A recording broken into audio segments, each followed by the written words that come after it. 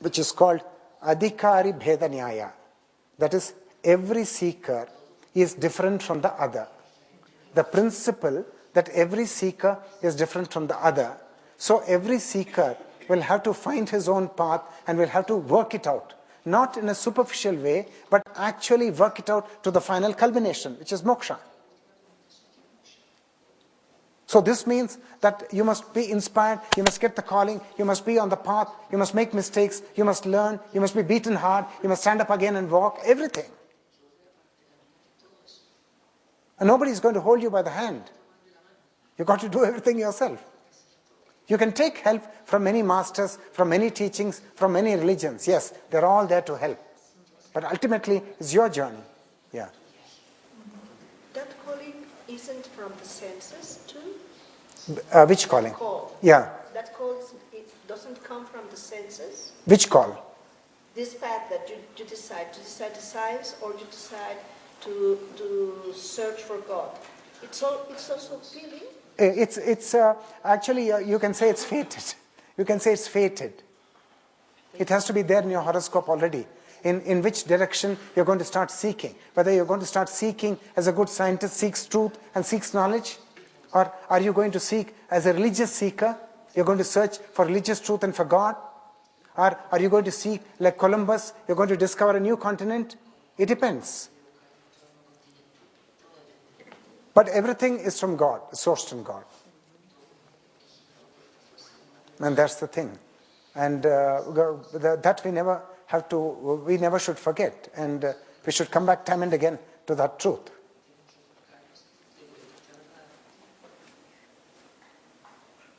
So thank you for the participation.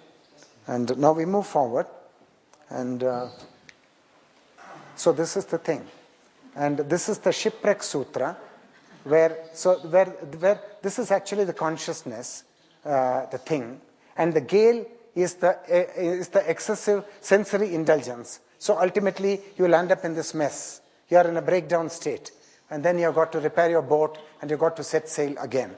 Then that's happened to many of you. You're able to remember it very clearly. So remember this picture, and we keep moving now. And this is just a picture of the solar eclipse. And the fact that Shiva or the Atma is present, unmanifest, somewhat invisible, somewhat intangible, hard to get at because not a sense object, so very subtle, so the mind can't grasp it like how you grasp a flower or an animal. So now Maya, the force we have been discussing, that Maya actually is causing an eclipse on the Atma, so that if you are asked, now please go back to the sense of self in yourself, which is timeless. Please go back. We are in a meditation.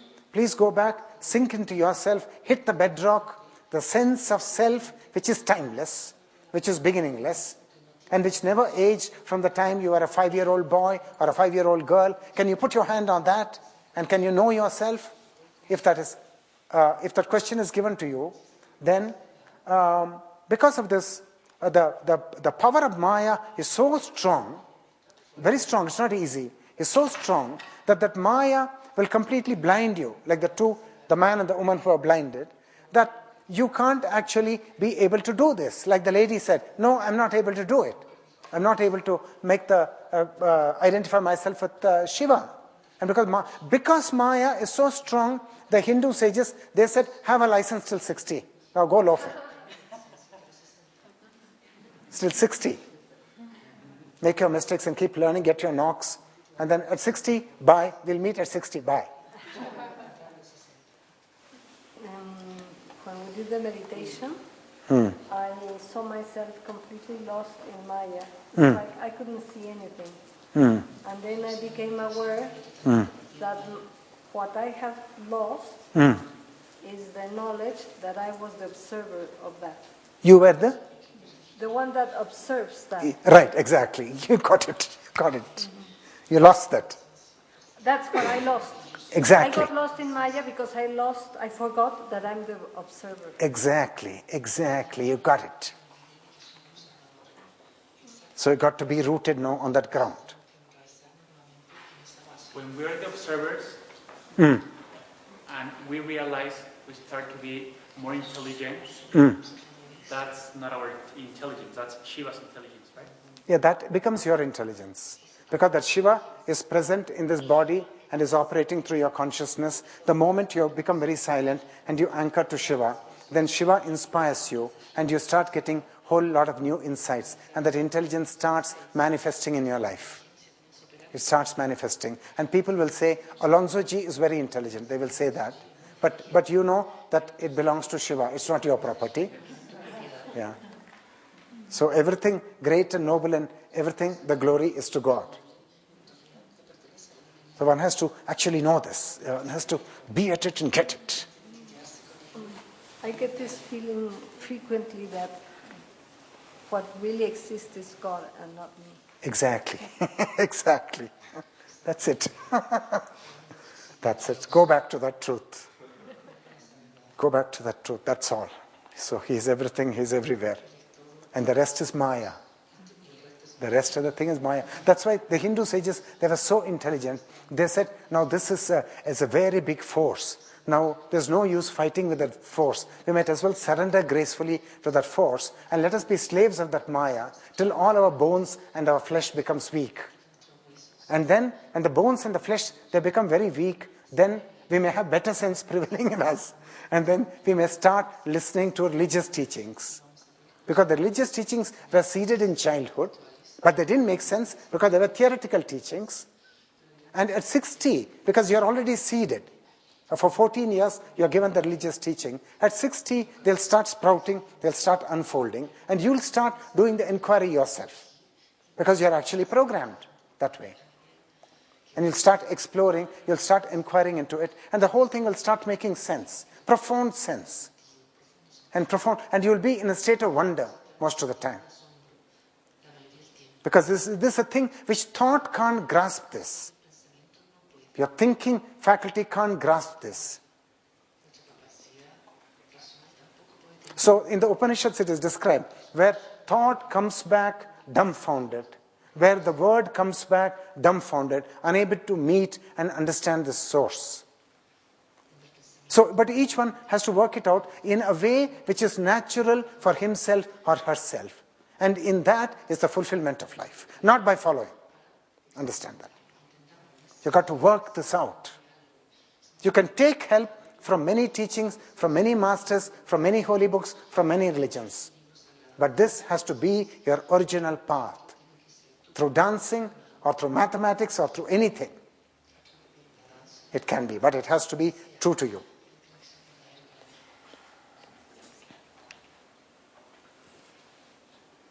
So we got to understanding the Maya. Then when two human beings are meeting, then we are actually looking at the form. Then you say, I met that person. And then you've got to remind yourself, because of the sadhana, that no, this is a case of God meeting God. This God is wearing a mask. The mask is the body. The same God is wearing a different mask. And the same God wearing two masks and wearing 6.4 billion masks. Now that is Maya. Because it's only one source. It's just multiplying and differentiating and coming in spectral diversity, in spectral colors. Just one source.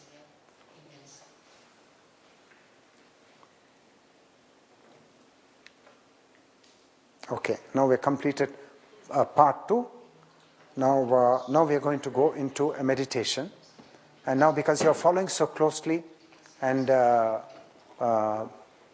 you've been such great seekers on the path, you're making discoveries, you're getting insights.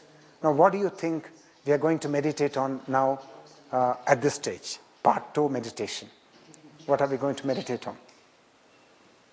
Now you've been doing your homework, you're following closely, you're working it out step by step.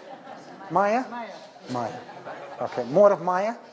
More of Maya, okay. Okay. So this is meditation. So become intimate with yourself. Then I said that the spiritual life has to begin by awakening to the dimension of sorrow in life. So if one is not awakened to sorrow in life, then the spiritual life has not truly begun. There may be a few cases, exceptions, who do not have sorrow. As an astrologer, I know that to be true. Because if you have a strong fourth house and a strong moon, then there is no sorrow for you. They are the lucky blokes. But by and large, if you take humanity in an average perception, then sorrow is an inevitable part of the human fate, more or less for the whole of humanity. And this sorrow is a handiwork of the divine. It's not by accident.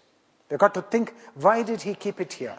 You've got to think, he designed the teeth, and he designed the eyelashes, and he designed the lungs, the ribs, and the intestines, the coils. And the sorrow, what's the role and function of sorrow? It's to wind up the show in Artha and Kama and come to Moksha. So that you'll wind up the show in Artha and Kama, and he gave you a long rope, a long time, 60 years.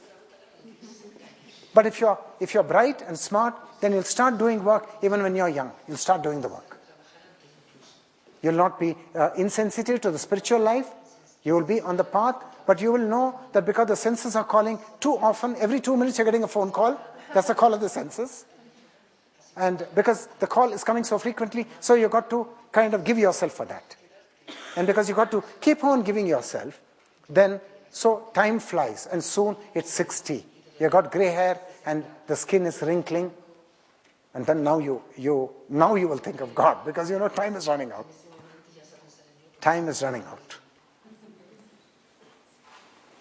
So now go into the whole, you've got to get a comprehensive picture of life, a very comprehensive picture of the human drama and of life, that every thought and every feeling you have is an emanation from Shakti. And Shakti herself is sourced in Shiva. And sometimes she functions independently and madly, and sometimes she can be yoked and married to Shiva. Then all is well and auspicious. So got to see the whole thing in a comprehensive way. And see what your inkling is. What does Shakti want to do at this time? Is she still on an independent binge? Or does she want to go back home? She's sick and tired. She has to go back to the hospital and sleep in the bed. The bed is Shiva's lap. She's hurt very badly. Too many beatings in life. So see what is natural for you. Okay? Okay, now the meditation.